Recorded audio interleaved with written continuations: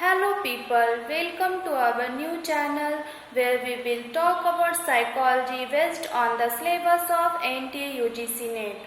But it also can help all the learners of psychology to reach their goals. I'm going to start from very beginning and explain you very easily and try to do my best. But still, if you have any doubt about anything related to the concept, you can ask without any hesitations in the comment box given below. It's our first video of psychology and we are going to learn about the very interesting chapter learning. So let's learn something new together. तो आइए हम लोग start करते हैं इसके introduction and basic concept के बारे में। तो लर्निंग क्या है? Learning refers to change in behaviour. इसका मतलब यह है कि हमारे व्यवहार में कोई भी परिवर्तन लर्निंग कहा जाता है। बट अकॉर्डिंग टू साइकोलॉजी, अगर हम साइकोलॉजी के नज़रिए से देखें तो इसका अर्थ बिल्कुल ही अलग हो जाता है जनरल कॉन्सेप्ट से। सिर्फ वही परिवर्तन जो प्रैक्टिस एंड एक्सपीरियंस के फलस्वरूप होते हैं और प्रायः उसका उद्देश्य व्यक्ति के किसी अमुक वातावरण में एडजस्टमेंट करने में मदद करने से होता है। इसका मतलब यह हुआ कि वही परिवर्तन हमारे व्यवहार के सिर्फ वही परिवर्तन जो हमारे प्रैक्टिस और एक्सपीरियंस के रिजल्ट होते हैं वही लर्निंग है। और लर्निंग का मतलब क्या होता है कि हमारे सामने एक फिक्स्ड इन्वायरमेंट है और उसी इन्वायरमेंट के अनुसार जब हम उसमें एडजस्टमेंट कर जाते हैं तो उसे लर्निंग कहते हैं। तो आइए अब हम बात करते हैं इसके डेफिनेशन के बारे में।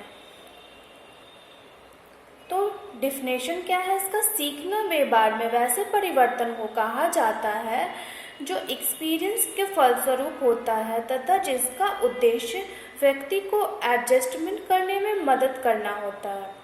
इसके इंग्लिश डेफिनेशन के बारे में अब बात करते हैं। Learning refers to change in behaviour as a function of practice और experience with a view to make adjustment in the environment.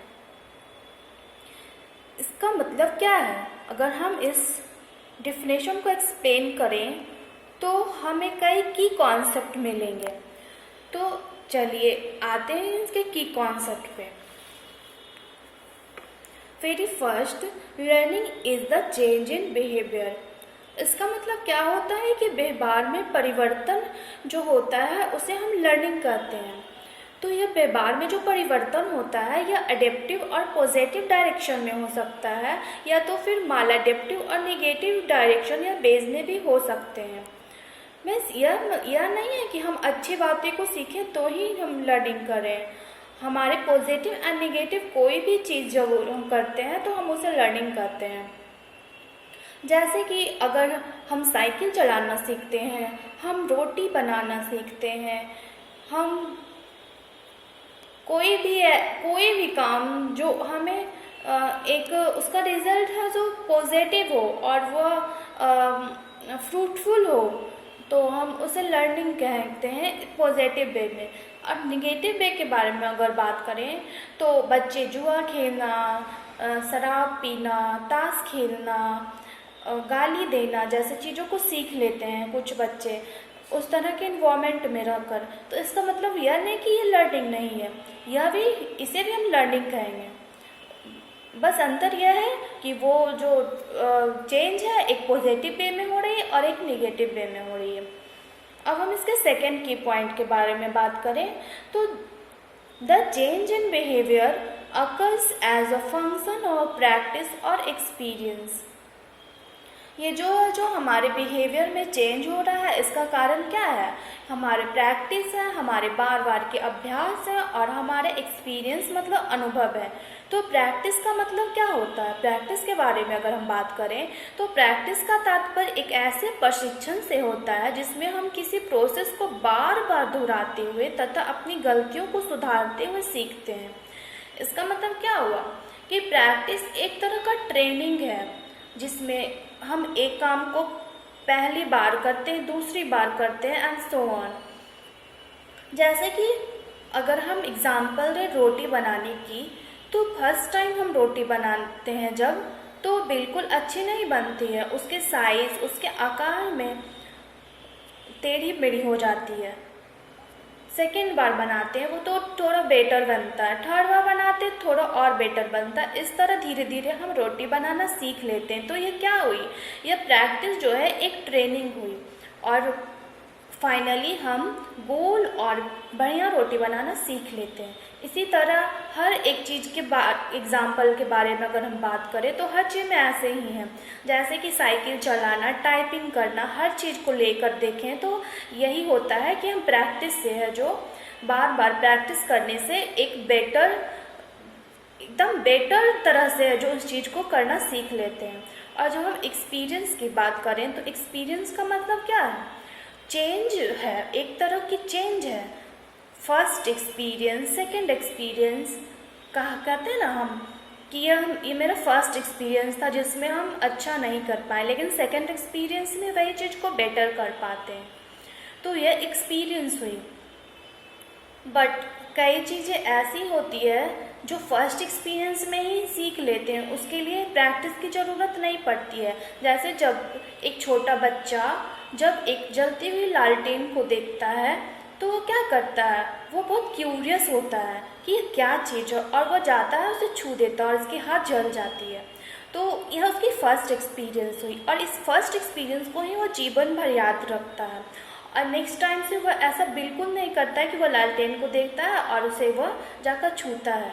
यह जो एक्सपीरियंस है उसके जीवन भर के लिए है, यह फर्स्ट एंड लास्ट एक्सपीरियंस है उसके लिए। अब हम अगर थर्ड की पॉइंट की बात करें तो क्या है, there is a relatively permanent change in behaviour. यह जो बिहेवियर में चेंज होता है यह अपेक्षाकृत स्थायी होता है। इसका क्या मतलब है कि हमारे बिहेवियर में चेंज तो कई कारणों से हो सकते हैं। जैसे जब हम मेच्योर होते हैं तो चेंज होते हैं, जब हम बड़े होते हैं तो हमारे बिहेवियर में चेंज होते हैं, अगर कोई बीमारी हुई तो हमारे बिहेवियर में चेंज होते हैं, हम शराब पी लेते हैं तो कुछ देर के लिए हमारे बिहेवियर में चेंज हो जाते हैं। तो इसका मतलब यह नहीं कि यह लर्निंग है। लर्निंग का मतलब यह है कि जब वो चेंज एक परमानेंट चेंज हो, जैसे कुछ समय के लिए ही हो या एक लंबे समय के लिए हो। यह निश्चित नहीं है कि चेंज है जो लंबे समय के लिए हो, लेकिन अगर कुछ समय के लिए भी हो तो भी यह लर्निंग कहलाएगी। जैसे कि जब हम टाइप करना सीखते हैं और कुछ दिनों तक टाइप करने के बाद हम जब बिल्कुल अच्छी तरह सीख जाते हैं, और जब हम टाइप करना छोड़ देते हैं तो हम भूल जाते हैं। लेकिन अगर हम फिर स्टार्ट करते हैं टाइपिंग करना तो हम ईज़िली उसे याद कर पाते हैं और फिर हम टाइप करना सीख ले, वह जो रिमेम्बरिंग वापस आ जाती है, हम रिमेम्बर कर पाते हैं। तो ये क्या हुआ, हमारे बिहेवियर में एक परमानेंट चेंज हुआ, तो हम इसे लर्निंग करते हैं। तो आज के लिए इतना ही। Thank you for watching. To learn more we will provide you more videos at. और इसी तरह बने रहें हमारे चैनल पर, आपको और भी अच्छी अच्छी वीडियोस मिलते रहेगी। थैंक यू, धन्यवाद।